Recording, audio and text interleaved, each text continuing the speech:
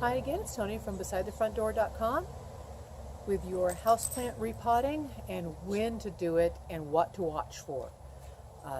One of the most dangerous times for houseplants is right after they get repotted, because people think that just, oh, it's been repotted, it's happier now, and they just continue on their way watering the way they've always watered because they had a pattern that had set up that worked well for that plant up till then.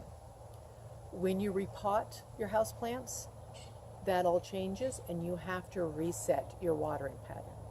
So let's go back and talk about repotting the plants first and then how to care for them after they've been repotted.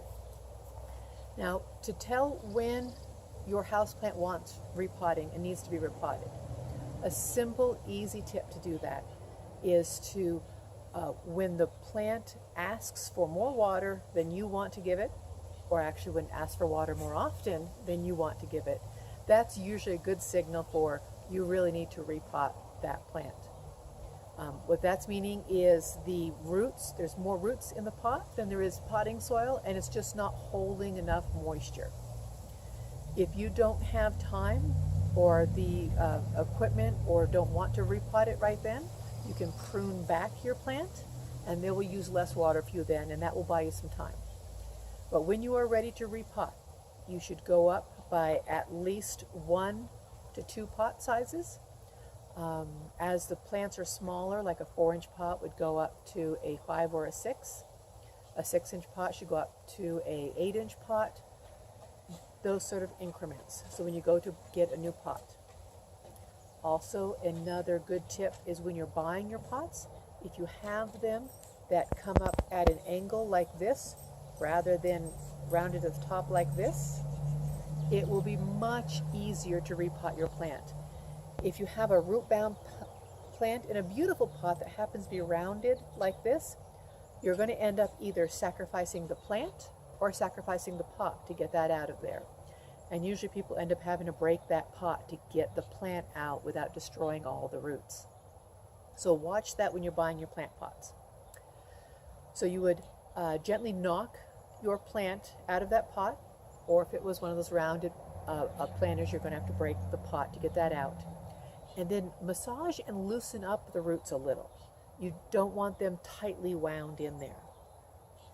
So you would do that while you have the plant out, prune off any yellow leaves, check for any insects. You can take this time to, if it's a smaller house plant, get it right in the sink and wash off the leaves to get the dust or any possible insect eggs off. And then hold that root ball so that it's just that much below the rim, about a centimeter to half an inch below the rim. And then gently put in some pre-moistened potting soil, a good quality potting soil. It's going to be light brown, not that black potting soil. That's already broken down too much and is going to smother your plants. So a good light brown one is and it's loose. It doesn't feel heavy, unless you're doing specifically succulents or cactus or orchids. This is for just your general house plants that I'm talking about today. And you can take either your finger or a chopstick, the dull end of a knife to help push that down in between the roots as you gently put a little more potting soil in. This works very well near a sink, because then you can take it and then take the sprayer from your sink to gently soak that down in. And you will notice the first 2 or 3 times that you water your plant after you've repotted it, that it seems like the soil shrinks. It's just settling in on those little spots that you weren't able to get to. So just know to check your plant in another 2 weeks. You might have to put just a little bit more potting soil in there to make up for what has just settled in to the nooks and crannies in your pot.